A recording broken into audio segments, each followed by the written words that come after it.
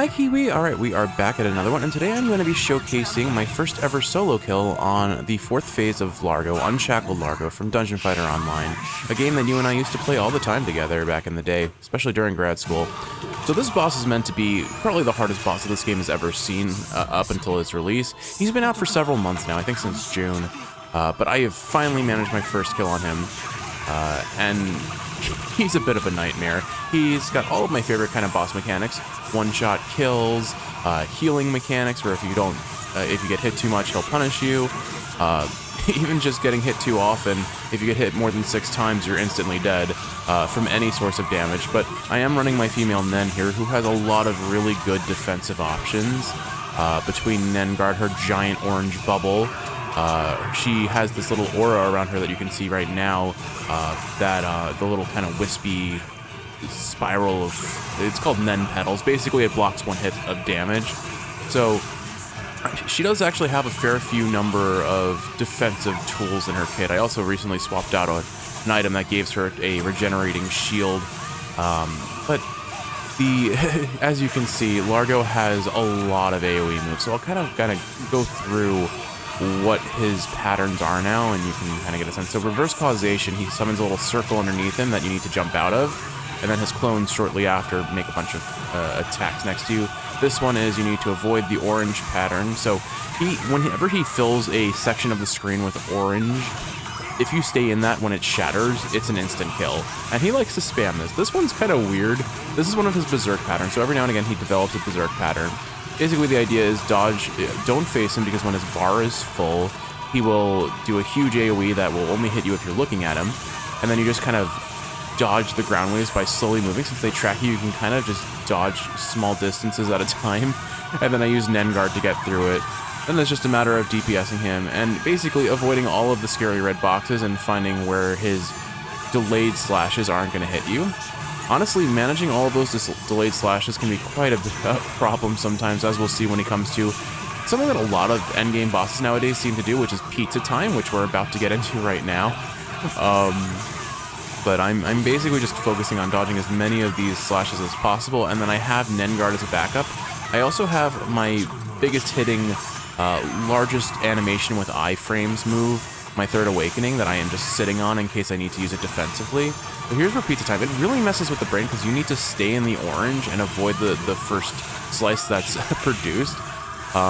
We hit him so much that his neutralization bar, the little gray bar that's currently filling under his HP bar, basically it's a time where they take enhanced damage and they're just not doing any of their patterns.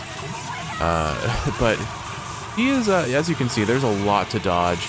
These little watery areas to the north and south of where he's standing, you can use this as a way to kind of get out of his AoE attacks, but if you stand on them for too long, that little purple circle next to me will fill, and he'll do a pattern that if I fail will one-shot me, like everything else will do.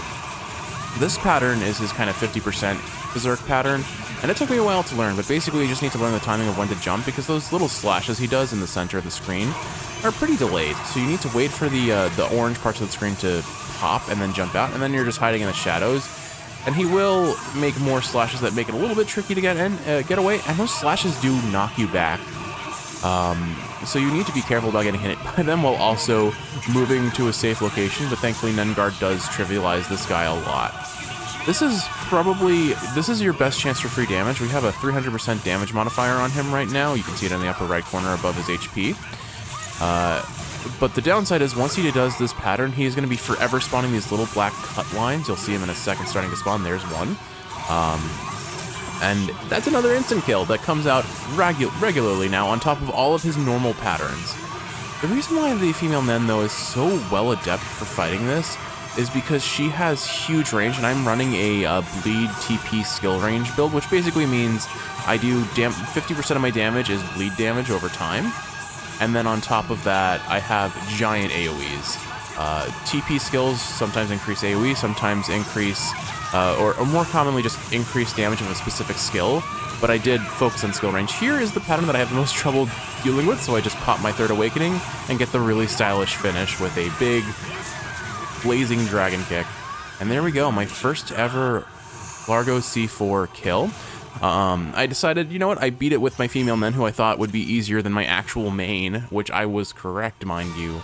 But I also include my my male Nen master as well. But just doing a quick gear showcase, like I said, running a bleed TP skill range build, which is why I can hit that guy from the corner of the room and still focus on dodging. And that's why I think the female Nen is so good into this guy.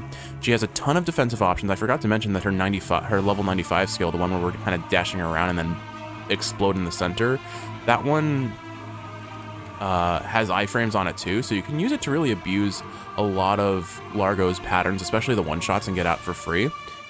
But it's definitely she's definitely worth trying out. I love the female Nen. It's actually going to be who I'm going to be switching my main to, I think. Like, I've been maining the male Nen for several years, but I'm really happy with the cosmetics I got on her, and I think overall I'm starting to favor her gameplay.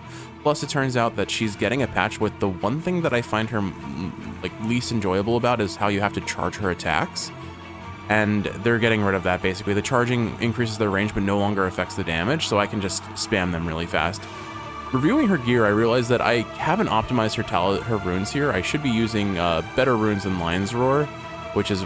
But that said, when we look at the damage analysis, you'll see that Lion's Roar is actually my most damaging skill, but I figured I'll scroll through my little stat window here just to see, for anyone who's interested in like what my tolerances are, since I am running a Forest Witch Ring, which as long as you're above 50% tolerance gives you of any status ailment, you get a pretty substantial cooldown reduction. But yeah, Lion's Roar, because of its range, and I guess the runes are helping too, it ended up being one of our most damaging moves overall.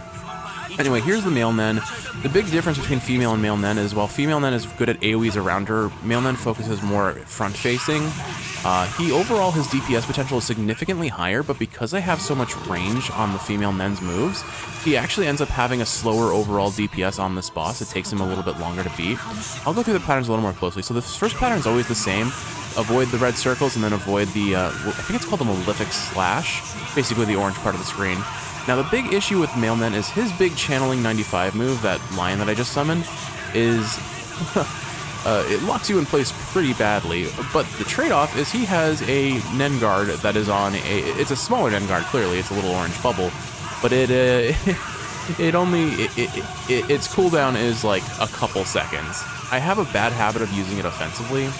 This is one of my least favorite patterns to learn. Basically, you need to avoid the lasers, jump when the bar at the bottom of the screen fills, and then also avoid the slashes coming from the sky, which, depending on RNG, don't always work out in your favor. And then he does one more of those at the end here. Unfortunately, I got clipped because Nen Guard didn't last long enough to block all of that. But this one is just see where the orange arrows are pointing and avoid them, and they have a trail ingrained before they fire that you can avoid. This one is just avoid the red, use the little kind of shore-like area, the watery areas if you need. Again, if you stand in it for too long, that orange circle or that purple circle around you fills. So you need to jump if you can, because that'll reduce your contact with the water, and that lets you get away with it longer. This pattern right here, I use Nen Guard and then some of my mobility abilities to get out of the way from. Sometimes I do have to toss out an Awakening just to get through him faster. This is the instance where we'll get to see that my male Nen has a bit more DPS overall than my female Nen. I'd say his DPS is actually about double what hers is, but because he can't like hit this guy from so far away like the female Nen can, he just can't maintain a DPS constantly on him. This pattern, he does kind of a pizza cutter sort of set of slashes. You need to run away to avoid the slashes and then dash into the center before the ground explodes. This Berserk pattern is once again pizza time, so it's really just focusing on dodging his Malefic Slashes. The trickiest part, I would say, that messes with my brain the most is this part up here, because he's going to cut like this, and you have to go into where an orange section of the screen is as soon as it pops, because the rest of the screen is going to be an instant kill. And then again, pizza time, you have to be slow. You need to be careful to stay in the orange while the other orange sections are popping. And it just messes with the brain something fierce. Here I use the shoreline to kind of evade attacks. But honestly, like, learning this boss was a lot of fun. I love boss challenges. Causal sequence, you need to jump into the circle and avoid the slashes. There's usually a lot of room, so as long as you remember causal sequence, jump in, reverse causation, jump out. of those circles and avoid the rings themselves because they cause a lot of damage, you're good. Now, I had mentioned before that if you take 6 hits, you're instantly killed. Another thing worth mentioning is if you're hit too many times within the berserk patterns like this, for example, the boss will just get a free 30% HP heal, which is just miserable because it's hard enough learning these patterns to be punished by the boss just healing a huge chunk of HP. And I mean, we're like 4 minutes into the fight and he's only taken about 60% of his health. It's not fun to mess those up. And here, again, free DPS, and then a little green bar at the bottom will appear. You need to time, it's basically a quick time event. Time your X press correctly and you dodge his instant kill, which I do here, and now I get out without any damage. The thing about it is you can actually evade that damage even if you fail the cut. I've discovered that Nengard does actually protect you from that. Otherwise, one of your awakening skills can also help. But once again, having a very short cooldown, block all damage sort of move makes this boss fairly trivial. Although I say that, it still took me how many tries to beat him? Here I panic button because I was caught in his instant kill move, so I needed to. Oh gosh, I almost got hit by that black slash there. But that's why I don't use my awakenings offensively here, because I'm still learning the boss's patterns. But I chose to save my long iframe animation moves that are really used for damage primarily. But I don't want to die, obviously. This boss is a gauntlet, and I think it took my female Nen about a half hour worth of attempts to beat, and my male Nen it took about an hour's worth. Even though I have a much faster cooldown time for high damaging moves, or since I have a much shorter cooldown for my Nengard specifically, which would make me think I have a lot more invulnerability, the female Nen, because she can just keep her DPS up from such a far distance away, made this boss fight a lot easier. I was so scared here because I was caught in my channel as that black slash came out. I must have like skirted the hit on that by a fraction of a second. Once again, this pattern is just kind of wiggle your way up and down the screen while not facing him. With some characters, you can sneak in some cheesy DPS, and if you have iframes on any move, you can actually DPS him there without getting hit. But there we go. My first ever 2 solo kills on Unshackled Largo was pretty exciting for me, and Kiwi was watching me complete this, so now we have it in video form. So Kiwi, I'll do a quick gear showcase. My male Nen's gear is level 75 skill focus, so the big kind of like AoE in front of him where he kind of punches forward and does a giant lightning bolt. Spiral Nen Blade is what it's called. So I'm dumping a ton of extra damage into my level 75 skill, and then I'm running a deep diver watch build, which is basically just you stack as many damage modifiers and reasonable amount of cooldown reduction as possible. It doesn't have any like bonus effects beyond that. It's just flat, huge damage number modifiers. Of course, we're rocking a garb that is reminiscent of Ultra Instinct Goku because, I mean, have you looked at how the Nen Masters play? They look like DBZ characters through and through. Both my characters are severely lacking in some of the, like, money-gated items, but I don't really care that much. Here's our little stat screen, and then we'll look at our DPS analysis. No surprise that our Spiral Nen Blade did the most damage by a long shot. It is on such a short cooldown. But with all that said, Kiwi, I hope you've enjoyed watching, and if you're awake, I hope this is helping you fall asleep. If you're asleep, I hope you're sleeping well. I love you, and I will see you in the next one.